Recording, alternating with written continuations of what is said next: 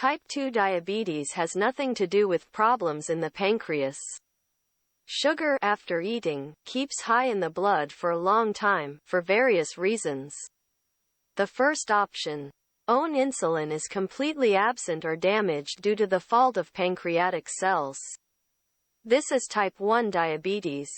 Due to problems with their own insulin, muscle cells do not receive glucose, do not contract, and the person cannot move either arm or leg.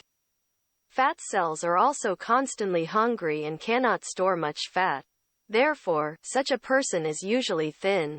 Type 1 diabetes is treated in only one way, the introduction of foreign insulin in the form of injections.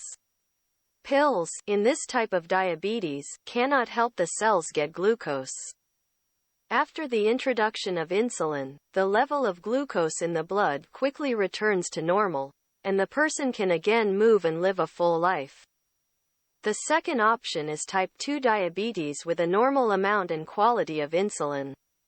All cells are fully nourished, without interfering with human life.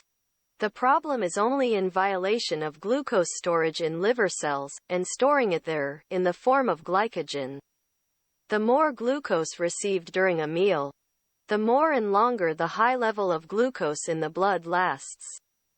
To reduce the level of glucose, drugs are used that enhance the action of insulin and make the already satiated cells take up excess glucose. Fat cells have an excess of nutrients and synthesize a lot of excess fat. Patients on this treatment are usually full. Since a person with type 2 diabetes does not have an operational store of glucose, he is forced to eat very often to replenish glucose in the blood.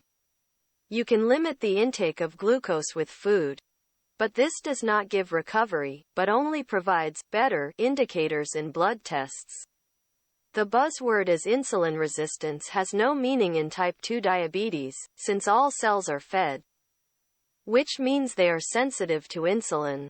The use of drugs that enhance the action of insulin leads to a decrease in glucose levels, but does not make a person healthy.